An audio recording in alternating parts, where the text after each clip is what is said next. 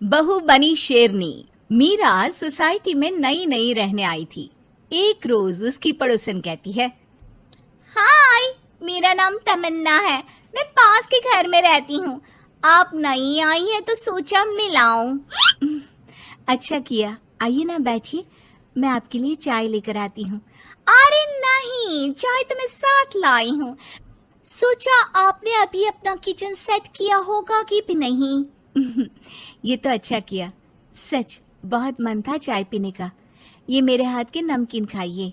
मीरा और तमन्ना में दोस्ती हो जाती है, लेकिन धीरे धीरे पता चलता है कि दोनों हैं एक दूसरे से बिल्कुल अलग।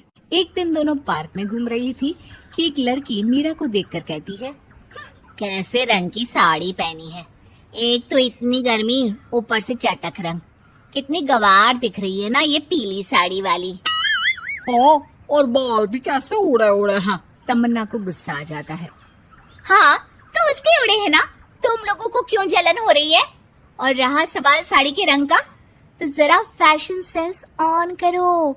इस समर ये रंग ऑन फैशन है, समझी?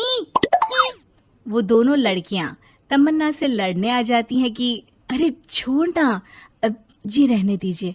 हाँ, सही कह रही हैं, खराबी तो है मेरे बाल और साड़ी, आप प्लीज जाइए यहाँ से। अरे क्यों इतना स्वीट बनती है तू सबसे? हर किसी को जवाब दिया करना। अरे क्या करना है, वो बुरा बोल रहे हैं तो अपना मुंह भी खराब कर ले क्या? ऐसा नहीं होता है, किसी की बुरी बात सुनने का मतलब है कि वो लोग सही बोल रहे थे। अरे किसी के बोलने से क्या होता है, हम क्यों अपना मुंह खराब करें? खैर, मीरा शांति से रहती, बच्चों को देखती खिलाती। उसका पति काम के सिलसिले से हमेशा बाहर ही रहता था, तो वो कोशिश करती कि उसके बच्चों को किसी भी चीज की कमी ना हो। एक रोज सास कहती है, अरे सारा दिन बच्चों में लगी रहती है। पता है बेटा यहाँ नहीं रहता मेरा, लेकिन मजाल है कि ये मेरा ख्याल रख ले। माफ करिए माँ जी, वो मयंक को स्पीच थेरेपी दिलाने ले गई थी, मैं अभी आपकी चाय बना देती हूँ। अरे चाय नहीं चाहिए, चाय पिला पिला कर मार दे तू। तेरे बाप ने बोला था कि शादी के वक्त 2 लाख देने के लिए, अभी तक 1 लाख दिए हैं, बाकी के पैसा कब देगा? बच्चे हो गए लेकिन दहेज पूरा नहीं दिया। माँ जी, वो पैसे उन्होंने मयंक के पापा को बिजनेस लगाने में जो मदद की थी ना, उसमें दे दिए थे।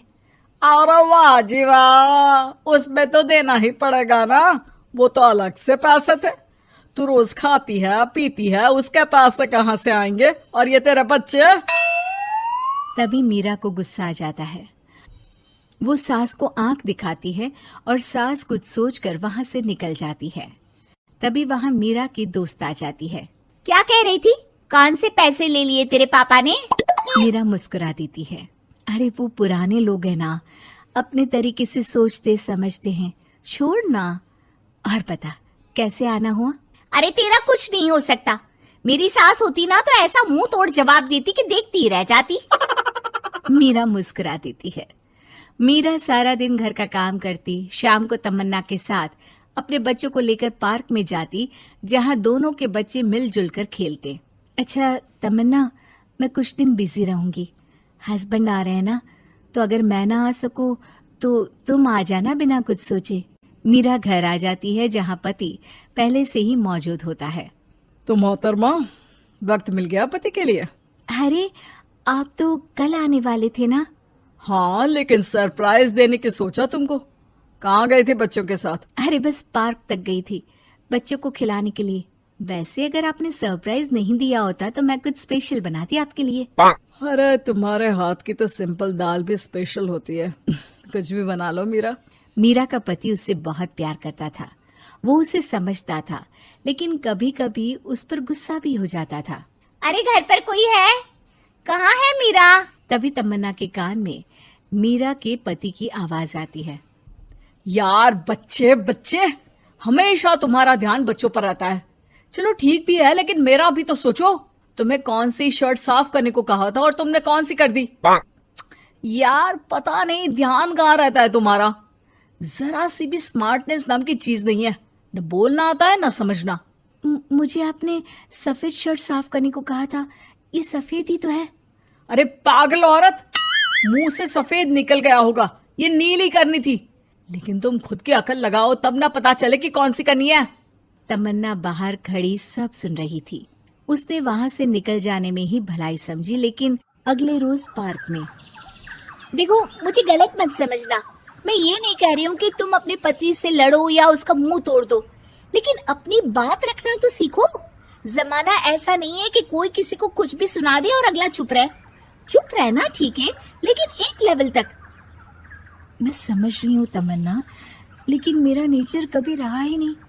हाँ, मुझे भी गुस्सा आ जाता है, लगता है गलती कहाँ है, पर समझ में ही नहीं आता कि बोलूं क्या।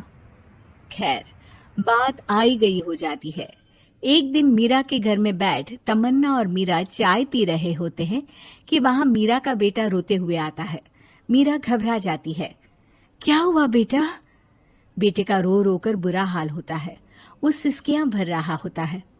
क्या हुआ बेटा, कुछ तो बताओ। तभी पीछे से मीरा की बेटी भी आ जाती है। क्या हुआ भाई को बेटा? माँ, नीचे एक अंकल ने उसकी हंसी उड़ाई, उसे तोतला बोला।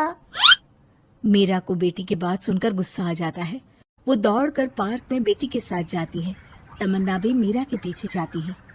कौन थे अंकल? हाँ, वो लाल शर्ट वाले।